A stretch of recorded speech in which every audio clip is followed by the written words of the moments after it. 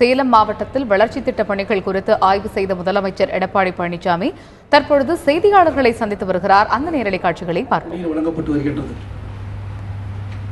தமிழ்நாடு குடிநீர் வடிகால் வாரியம் உள்ளாட்சி அமைப்பின் மூலமாக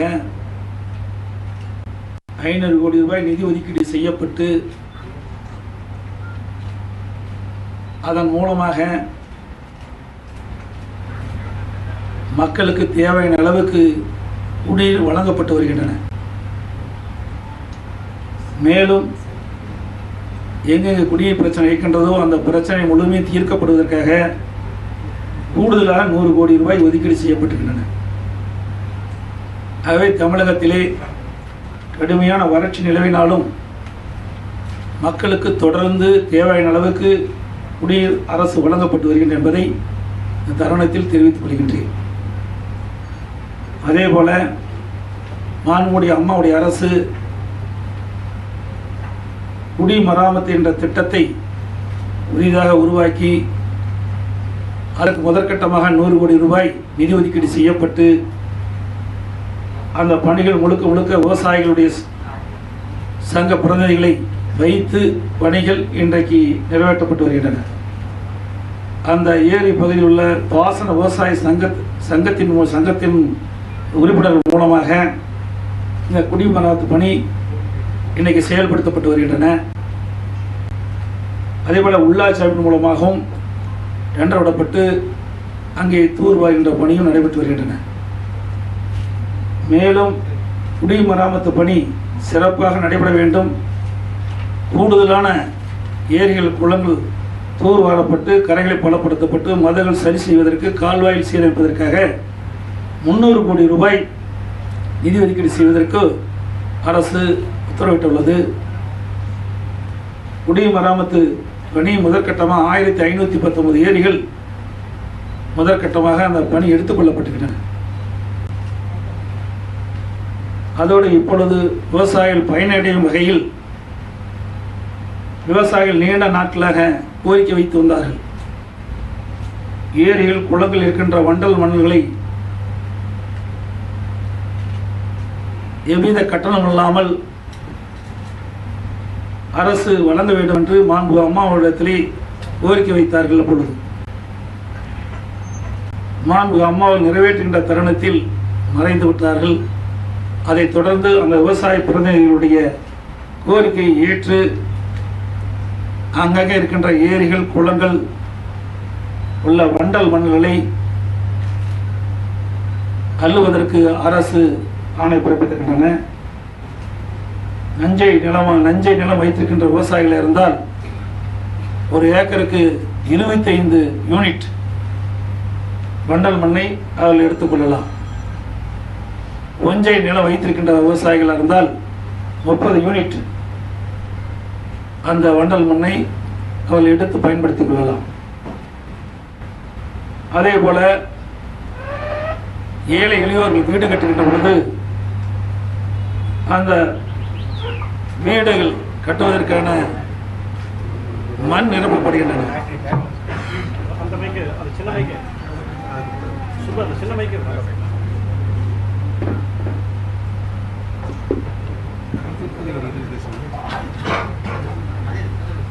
மண் நிரப்பப்படுவதற்காக அந்தந்த அதிகாரிகளிடத்திலே அனுமதி வாங்கி அந்த சவுடு மண்ணை அள்ளி அவருடைய வீடில் கட்டுவதற்கு அந்த மண்ணை நிரப்பிக் கொள்ளலாம். அதே போல கருங்கல் கட்டடம் கட்டுவதற்கும் அரசு அனுமதி வழங்குகின்றன. ஆகவே இன்றைக்கு ஏழை எளிய மக்கள் வீடு கட்டுவதற்கு எவ்வித தடையும் இல்லாமல் அரசு அவர்களுக்கு தேவையான உத்தரவை வழங்கியிருக்கின்றது. அதே போல கடுமையான வறட்சியால் இன்றைக்கு விவசாயிகள் பாதிக்கப்பட்டிருக்கின்றார்கள். 33% மேல் மகசூல் பாதிக்கப்பட்ட விவசாயிகளுக்கு அரசு கணக்கிட்டு அவர்களுக்கு நிவாரணத் தொகை வழங்கப்பட்டு வருகின்றன. 2247 கோடி ரூபாய் வறட்சி நிதி வழங்குவதற்கு அரசு ஆணையிட்டு வங்கியின் மூலமாக அந்த விவசாயிகளுக்கு இன்று கொடுத்து கொண்டிருக்கின்றோம். அது மட்டுமில்லாமல் விவசாயிகள் இன்சூரன்ஸ் செய்திருக்கின்றார்கள். அந்த இன்சூரன்ஸ் தொகையும் பெற்றுத் தருவதற்கு அரசு உரிய நடவடிக்கை எடுக்கப்பட்டு வருகின்றது. 2 திங்கட்கிழமை என்று கருதுகின்றேன். முதற்கட்டமாக விவசாயிகளுக்கு இன்சூரன்ஸ் தொகை நாங்கள் வழங்கப்பட்டோம். ஆகவே அம்மாவுடைய அரசு வறட்சியால் பாதிக்கப்பட்ட விவசாயிகளுக்கு உரிய நிவாரணம் வழங்கப்பட்டு வருகின்றன. அது மட்டும் இல்லாமல் ஏதாவது வறட்சியால் பாதிக்கப்பட்ட விவசாயிகள் விடுபட்டு இருந்தால் அவர்கள் அந்த பகுதியில் இருக்கின்ற வட்டாட்சியர் இடத்திலே முறையிட்டால் அவர்களுக்கும் அந்த நிவாரண தொகை கிடைப்பதற்கு அரசு நடவடிக்கை மேற்கொள்ளும். வேற என்ன கேள்வி? மின் வெட்டு இல்ல, மின் பழுது. மின் வெட்டு என்ற பேச்சுக்கே இடமில்லை. அதை அந்த மின்துறை அமைச்சர் மாண்பு அமைச்சர் தங்கமணி அவர்கள் தெளிவுபடுத்தியிருக்கின்றார். மின் பழுது ஏற்படுகின்றது. ஏதாவது ஒயர் அமர்ந்து விழுந்திருக்கும், ஒரு டிரான்ஸ்பார்மர் அது ரிப்பேர் ஆகியிருக்கும், அதனால அந்த பகுதியில் பழுதடைந்திருக்கும் ஒழிய மின் தடை என்ற பேச்சுக்கே இடமில்லை.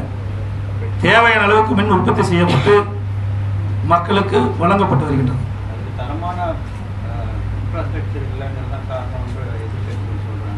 தரம்னா என்னன்னு எனக்கு புரியலையா? அதாவது இது ஒரு நாள்ல ஏற்பட்டது கிடையாது. மின்சாரம் என்பது பல ஆண்டு காலமாக இந்த கட்டுமானத்தை நிறைவேற்ற பண்ண மின் விநியோகம் பண்ணிட்டு இருக்கோம். ஆகவே ஏதாவது ஒரு காரணத்தில் மின் பழுது ஏற்படுகின்றது. உங்களுக்கு தெரியும், ஒரு மின் உற்பத்தி ஒரு நிலையம் கட்டுவது என்றான்னு சொன்னால் 5-6 ஆண்டு காலம் ஆகும். ஆகவே இதெல்லாம் பல ஆண்டுகளுக்கு முன்பு அமைக்கப்பட்ட ஸ்ட்ரக்சர் தான், இப்பொழுதும் புதுசாக அமைக்கல. ஆகவே எங்காவது ஒரு பழுது ஏற்படுகின்ற பொழுது அது பழுதை நீக்கி உடனடியாக அந்த பகுதிக்கு தேவையான மின்சாரத்தை அரசு வழங்கி கொண்டிருக்கின்றது. இல்ல, வறட்சியால் பாதிக்கப்பட்ட விவசாயிகளுக்கு நீங்க நிவாரணம் கொடுக்க சொல்லுங்க. பாதிக்கப்பட்டவர்கள் நிவாரணம் கிடைக்கணும்னா தாசில்தார் அரசு சொல்லலாம் சொல்லிருக்கீங்க. அதாவது விடுபட்டு இருந்தால், அதாவது விடுபட்டு இருந்தால் அந்த விவசாயிகளுடைய நிலைகளை பார்வையிட்டு அந்த அரசு அதிகாரிகள் உடனடியாக அரசுக்கு தெரிவித்து அதற்குண்டான நிவாரணத்தை பெற்றுத் தருவார். ஆனா இன்னைக்கு தமிழக அரசு உச்சநீதிமன்றத்தில் மனு தாக்கல் பண்ணிருக்கும் போது தமிழகத்துல வறட்சியால எந்த விவசாயம் சாவல, சொந்த பிரச்சனையால சத்து இறந்திருக்காங்க அப்படிங்கறத தமிழக அரசு. அதாவது நல்ல நீங்க ஊடக நண்பர்களுக்கு தெரிவித்துக் கொள்கிறேன். இன்றைக்கு 17 பேர் தற்கொலை செய்து கொண்டார்கள் என்று மாவட்ட ஆட்சித்தலைவர் மூலமாக அறிக்கை பெறப்பட்டு அவர்களுக்கு நிவாரணத் தொகை ஏற்கனவே வழங்கப்பட்டு விட்டது. இன்றைக்கு பல்வேறு அரசியல் கட்சி தலைவர்களும் ஊடகங்களும் பத்திரிகைகளும் ஆங்காங்கே விவசாயிகள் இறந்து விட்டார்கள் என்ற ஒரு செய்தியை கிடைத்த உடனே அரசு அந்தந்த மாவட்ட ஆட்சித்தலைவர் உத்தரவு பிறப்பித்து அதை நீங்கள் அந்தந்த பகுதிக்கு சென்று ஆய்வு செய்து அந்த ஆய்விலே என்ன காரணத்திற்காக இறந்தார் என்ற விவரத்தை அரசுக்கு தெரிவிக்க வேண்டும் என்று ஆணை பிறப்பித்து அதன் மூலமாக 65 நபர்கள் விவசாய நிலங்கள் இருக்கின்றது. ஆனால் வறுமையின் காரணமாக ஏதோ காரணமாக அவர்கள் இறந்திருக்கின்றார்கள். அதற்கு கூட முதலமைச்சர் பொது நிவாரண நிதியிலிருந்து அவர்களுக்கும் நிதியுதவி வழங்கப்பட்டுகின்றன. ஆனால் நிலமே இல்லாம இறந்தவர்களுக்கு நிதியுதவி வழங்க வேண்டும் என்று பல்வேறு கோரிக்கைகள். அதில் அரசில் இடமில்லை, சட்டத்தில் இடமில்லை. நிலம் இருந்து அவர் விவசாயம் செய்திருந்து அவர்கள் பாதிக்கப்பட்டிருந்தால் நிச்சயமாக அரசு அந்த நபர்களுக்கு நிவாரணத் தொகை வழங்கப்படும். இல்ல, இறந்தவர்களுக்கு முதலமைச்சர் நிவாரண நிதியை கொடுக்கப்பட்டிருக்கு. ஆனா நீதிமன்றத்துல யாருமே இறக்கல இந்த மாதிரி சம்பவம் இல்ல. அதாவது மாவட்ட ஆட்சித்தலைவர் தெளிவா கொடுத்திருக்காங்க. அந்தந்த என்ன காரணத்திற்கு இருந்தான்னு சொல்லி கொடுத்திருக்காங்க. அதன் அடிப்படையில் தான் கொடுக்குறோம். அதாவது இதுக்காக யாருமே இறக்கல. நீங்க நல்லா தெளிவாக புரிஞ்சுக்கணும். ஆகவே இன்றைக்கு அரசாங்கத்தை பொறுத்த வரைக்கும் தெளிவாக சொல்லியிருக்கின்றது. 82 விவசாயிகளுக்கு இதுவரை கொடுத்திருக்கிறோம். ஆகவே இதை மனிதாபிமான முறையில இந்த 65 பேர் கொடுத்திருக்கிறாங்க. இதுதான் உண்மை. வேற கேள்வி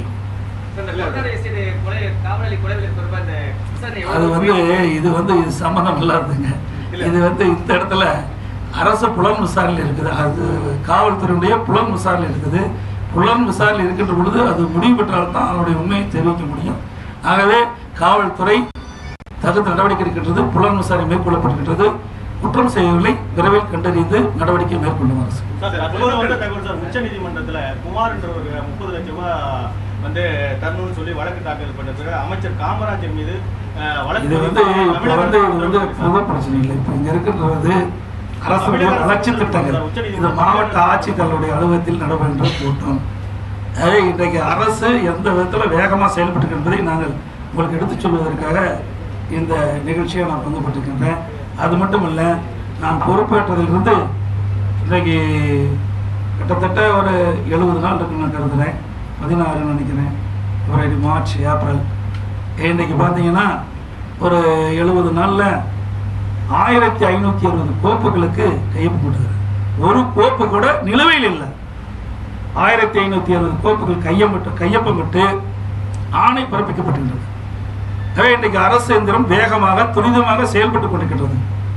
அம்மாவுடைய அரசியலே இவ்வளவு சீக்கிரமா விரைவா எந்த நடவடிக்கை எடுத்தது கிடையாது.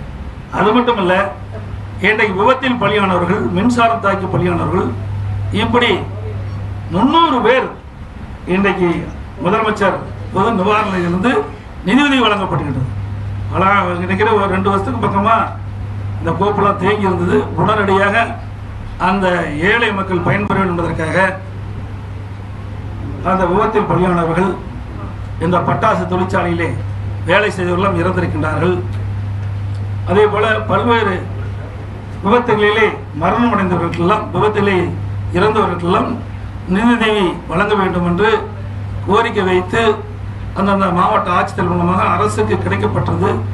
இப்பொழுது நான் பதவி ஏற்றதிலிருந்து அம்மாவுடைய அரசு துரிதமாக வேகமாக செயல்பட்டு சுமார் 300 பேர்களுக்கு முதலமைச்சர் பொது நிவாரணத்திலிருந்து நிதியுதவி வழங்கப்பட்டிருக்கிறது. கடும் எதிர்ப்பை மீறி தமிழகத்தில் பல்வேறு இடங்கள் அரசு மதுபான கடை வைக்கிறதுக்கு அரசு நடவடிக்கை மேற்கொண்டு, அதாவது ஏற்கனவே மதுபான கடை இயங்கி வருது. இப்பொழுது புதுசாக இருக்குல்ல, உச்சநீதிமன்ற தீர்ப்புப்படி அரசு அந்த முறையை கையாண்டு கொண்டிருக்கிறது. அதில் எந்த மாறுபட்ட கருத்தும் கிடையாது. மாண்பு அம்மா அவர்கள் தேர்தல் நேரத்தில் தெளிவாக சொல்லியிருக்கிறார், படிப்படியாக மதுக்கடை குறைக்கப்படும் என்று சொல்லியிருக்கிறார். அந்த அடிப்படையிலே அம்மா ஆட்சி பொறுப்பேற்ற உடனே 500 கடைகள் மதுக்கடையில் மூடினாங்க. அம்மாவுடைய அரசு தொடர்ந்து இப்பொழுது மீண்டும் 500 கடைகள் மூடப்பட்டுள்ளன. ஆகவே அரசை பொறுத்த வரைக்கும் உரிய நடவடிக்கை எடுக்கப்பட்டுள்ளது. நீங்க மாற்றுப்பணி வழங்கணும்னு சொல்லி கோரிக்கை எடுத்திருக்காங்க. அது வழங்கப்படும். அதாவது படிப்படியாக அது நிரந்தர பணியே இல்லை. அப்போ நிரந்தர பணியாக செய்யவில்லை. அது அரசனுடைய ஆய்வு இருக்குது. டாஸ்மாகாக மட்டும்தான் இப்ப உள்ளாட்சிகளுக்கு அந்த சாலைகள் மாற்றப்பட்டிருக்கின்ற எதிர்கட்சிகளுடைய அப்படியெல்லாம் கிடையாது. அது மாதிரியே கிடையாது. அதாவது ஏற்கனவே இது அரசனுடைய கவனத்தில் எடுத்துக்கொள்ளப்பட்டது. நீங்க பாத்தீங்கன்னா சேலத்தை சுத்தி பூராமே ஹைவேஸ் ரோடு தான் இருக்குது. ஆனால் இதனுடைய ஸ்ட்ரக்சர் வேற, மாநகராட்சியினுடைய நிலைப்பாடு வேற. மாநகராட்சிங்கிறதுக்கு அதுக்கு தனி டிசைன் இருக்குது. பாத்வே போடணும், ட்ரைனேஜ் கட்டணும், அதுக்கு நடுவார தடுப்பு சுவர் அமைக்கணும். இதெல்லாம் மாநகராட்சியினுடைய உட்பட்ட ஒரு விரிவான திட்டங்கள். அதாவது அந்த விரிவான திட்டத்தை அமல்படுத்த வேண்டும் என்று சொன்னால் இது மாநகராட்சி ஆட்சி சாலையாக மாற்றம் செய்ய வேண்டும். இது ஏற்கனவே கோரிக்கை வைக்கப்பட்டு வருகிறார்கள். மாநகராட்சி, நகராட்சி இதெல்லாம் ஏற்கனவே அரசுக்கு கோரிக்கை வைக்கப்படுகின்றது. இன்னும் உதாரணம் சொல்ல வேண்டும் என்று சொன்னால், ஏற்கனவே இந்த சென்னையிலே மாநகராட்சி சாலைகள்லாம் இன்றைக்கு நெடுஞ்சாலைக்கு ஒப்படைக்கப்பட்டாங்க. அதுபோல இப்பொழுது மாநகராட்சி சாலைக்கு ஒப்படைப்பதற்கு சில கோப்புகள் வந்திருக்கின்றன. ஆகவே இது மாற்று இதுக்காக செய்ய வேண்டியதில்லை. ஏன்னா இதுக்கு நீங்கள் பார்த்தீங்கன்னா நெடுஞ்சாலைத்துறைக்கு சுற்றி வரும் இங்கே நெடுஞ்சாலைத்துறை இருக்குது. இதுக்கு ட்ரைனேஜ்லாம் நாங்கள் கட்ட முடியாது. எங்களுடைய திட்டத்தில் அது மாதிரி இல்லை. ஆனால் பாதாள சாக்கடை பாதாள சாக்கடை திட்டம் பல்வேறு நகரத்தில் இன்னைக்கு முறைப்படுத்தப்பட்டிருக்கிறாங்க. அப்படி வருகின்ற பொழுது அதற்கு உண்டான கட்டமைப்பு செய்யப்பட வேண்டும். அந்த கட்டமைப்பை ஏற்படுத்துகின்ற பொழுது அது உள்ளாட்சி அமைப்பினுடைய நிர்வாகத்தில் அதுக்கு தகுந்த மாதிரி இருந்தால் தான் அதை முழுமை பெறும். அந்த நகரத்தில் இருக்கின்ற கழிவு நீர்லாம் வெளியேற்ற முடியும். அதுக்கு தகுந்தான வசதி செய்து கொடுக்க முடியும். அதுக்கு ஏதோ நான் ஏற்கனவே பத்திரிகை எல்லாம் கொடுத்திருக்கிறேன். ஏற்கனவே பாரத பிரதமரிடத்துக்கு கடிதம் எழுதப்பட்டிருக்கின்றது. அது பதில் வரும் என்று எதிர்பார்க்கின்றேன். ஆகவே அதை எதிர்நோக்கி நாங்கள் இருக்கிறோம். நிச்சயமாக பாரத பிரதமர் உரிய நடவடிக்கை எடுப்பார் என்று நம்புகிறோம்.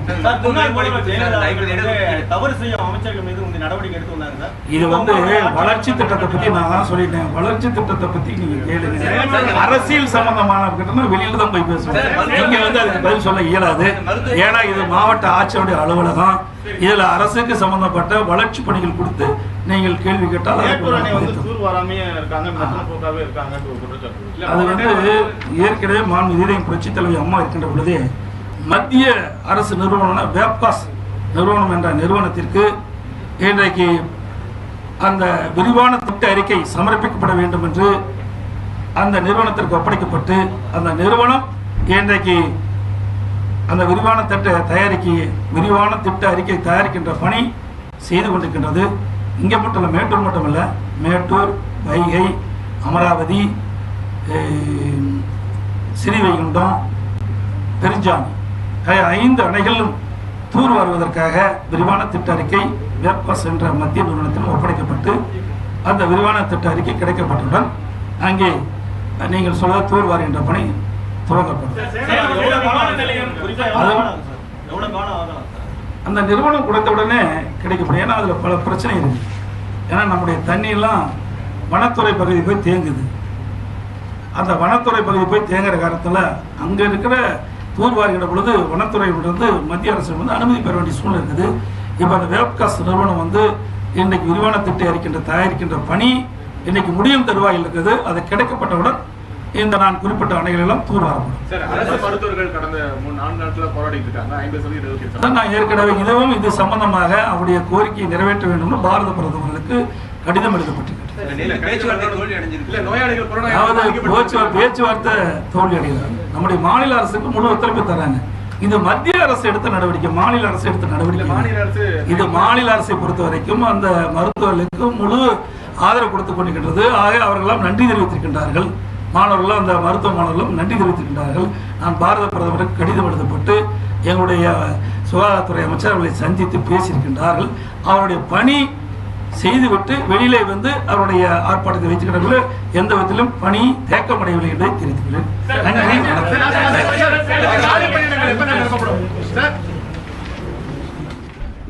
அரசு இயந்திரம் துரிதகதியில் செயல்பட்டு வருவதாகவும் தமிழகத்தில் மின்வெட்டு என்ற பேச்சிற்கே இடம் இல்லை என்றும் முதலமைச்சர் எடப்பாடி பழனிசாமி செய்தியாளர்கள் சந்திப்பில் தெரிவித்ததன் நேரடி காட்சிகளை நாம் பார்த்தோம்.